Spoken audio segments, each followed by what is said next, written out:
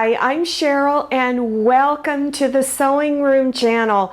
Before I get started, I just want to mention to follow me on Instagram at the Sewing Room channel and check out my Facebook page because you'll get up-to-date information on projects I'm working on so you have a chance to get the fabric and get everything ready before my video tutorial is released. So make sure you do that. In this video tutorial, I'm going to demonstrate how to do this applique pattern that makes a Christmas wreath, and it's machine applique and it's really simple. It is a beginner's applique project.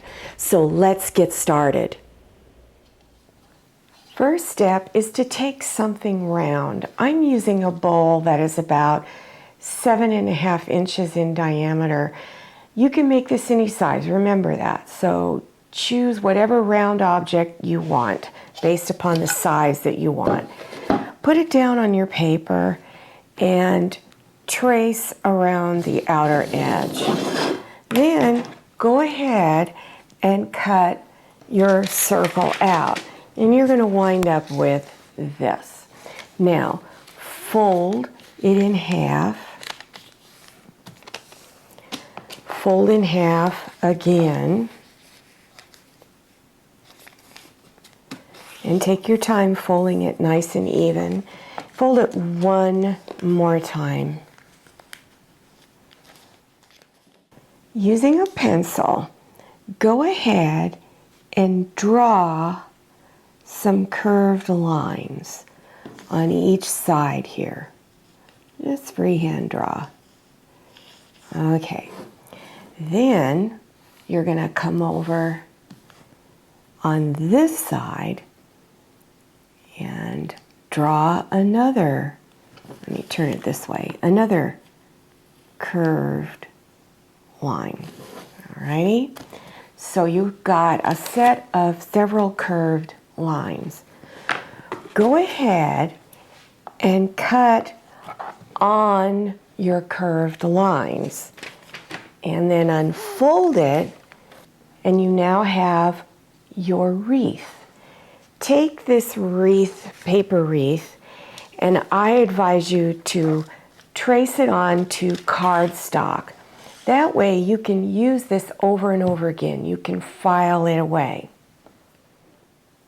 I'm now going to show you how I made the bow that I'm using. Remember, you can cut your bow in any shape that you want, but if you're not sure how to do it, cut a piece of paper that is 3 by 4 inches.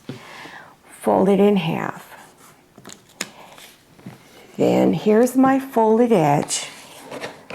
Place 1/2 inch line on that fold. Now here's 1, 2, 3 inches. So you got the 1/2 inch line on there.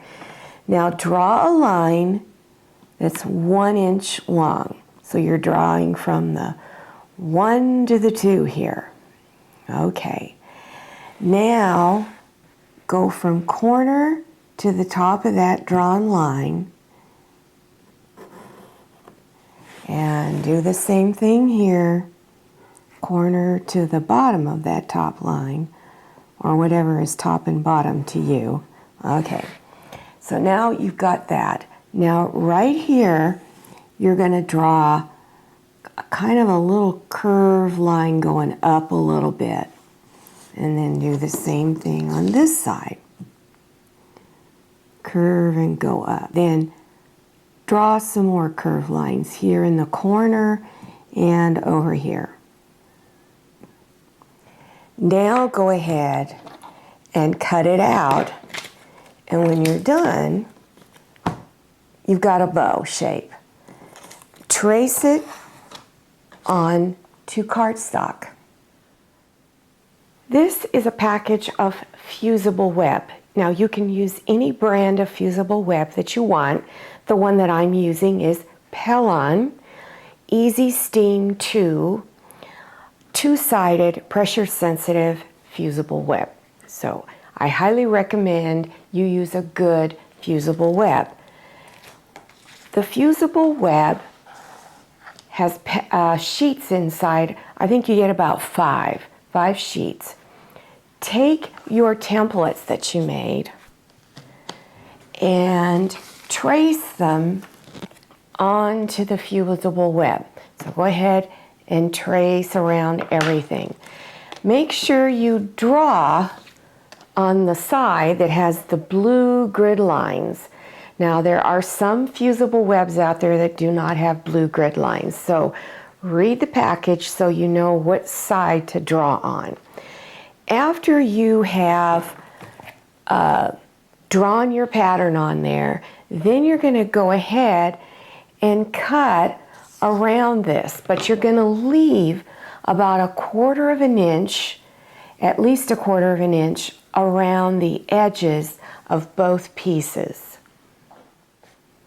So this is what it should look like when you've cut them out. It's just a rough cut.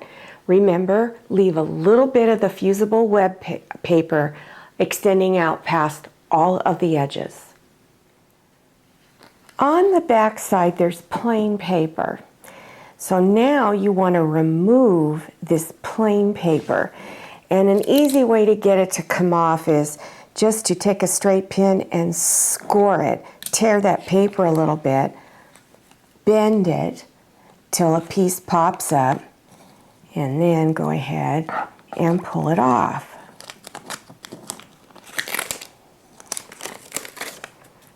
Now, here is the front side of my fabric. Turn it over to the back side and place your pattern or your fusible web on the back side. And finger press it down real good. Now you're doing this with both of your pattern pieces, the wreath and the bow. Then when you're done, go ahead and cut right on these drawn lines. After cutting it out, this is what it looks like. And remember, you still have the fusible web on the back, and now we're ready to put it onto the background fabric. This is the background fabric that I'm using. Have your background fabric face up. Take your wreath piece, and now you're going to remove the fusible web off of the back, or the paper, excuse me. Cut, redo. Here is the background fabric that I'm using. Have the front side of your background fabric facing up.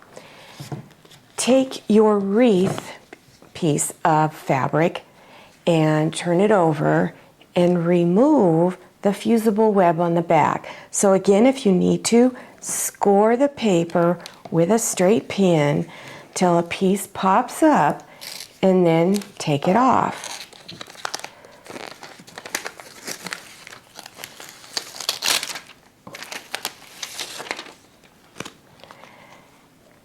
Center it on your fabric and take your time. Just set it down. If you don't like how it looks on there and you want to keep moving it around, whoops, it keeps sticking to my hands. So take your time, get it all centered. Once you have it centered, I'm going to move it just a little bit more this way. After you have it all centered, then go ahead and finger press it down real good. Take your bow fabric piece, remove the fusible web off of the back, the paper. I don't know why I keep saying that. Remove only the paper, not your glue. Take this off. And place your bow anywhere that you want on there. So if you want it up at the top or at the bottom, place it anywhere you want. And then finger press it down. This next step you want to do at your ironing board. Don't do it on your cutting mat because you're going to melt your mat. So you're going to permanently fuse it on now. follow the instructions on your package and make sure you follow what they say, because I don't know what brand you're using. But more than likely it's telling you to use a hot iron with steam and a damp cloth. And I just use a plain cloth, nothing fancy about it. Get it damp, then hold your iron down for 12 to 15 seconds. Now, because this wreath is larger than my iron, I'm going to have to lift and move every time I hold it down for 12 to 15 seconds. So go ahead and lift and move. Every time you move, you want to give it a little burst of steam and cover all of the edges until it is all fused on. After fusing it on, I like to let mine cool off before I do my decorative stitching. Here are samples of applique stitches that you can use. Many of your machines nowadays that are manufactured have decorative stitching on it. Even some of your very inexpensive sewing machines have decorative stitching. So you probably have several of these, if not all of these, and plus even more on your machine. These two here are called satin stitches, and this is a medium and this is a narrow. Also, these are machine applique stitches that resemble hand applique. So you could also use this on the edges. When you are stitching, I recommend that if you have an open toe presser foot, you use it. That means there's nothing in the way blocking the needle, so you can see exactly where that needle is going down. Also, when you're doing your applique stitches, place thin paper or tearaway stabilizer underneath your applique pattern or applique fabric. So here is mine. I've got the paper behind it. So when you are using this little presser foot, you keep the center of that presser foot right on the edge. And this is if you're doing the satin stitch, because it will evenly distribute that stitch over the edge and onto the background fabric. So you would just keep that center of the presser foot right there on the edge. Don't look at your needle, look to see where your presser foot is. If you're using other stitches, practice on scrap fabric first to see where you need to place your presser foot. This is the recommended stitching order. I recommend you do the wreath first. So you're stitching wherever the green is exposed. So if you started here, just on this top side of the bow, you would stitch all the way around and stop on the other side of the bow. Then pick up and do this part. Then do any green that is exposed all the way around and stop. Here, you can just stitch right up over the red, stitch right up over the green and the red, back out over here until you have it all done. So the bow is last. So do the wreath first and the bow second. After you're done with your applique stitching, go ahead and tear the paper off the back or your stabilizer, whichever one you're using. It should come off pretty easy. I hope you enjoyed this video. Now, I have many other beginners machine applique projects that you can do. So make sure that you check the links below the YouTube screen. Thanks for watching and happy sewing! I hope you enjoyed this video. If you did, would you please click on the thumbs up button and don't forget to click on share to share this video with your friends. If you haven't subscribed yet, click on that red subscribe button down there in the lower right-hand corner of your screen. And don't forget to click on the bell and enter your email address so you'll receive email notifications about my latest video. I'm Cheryl and this is Manny. See you next time and happy sewing!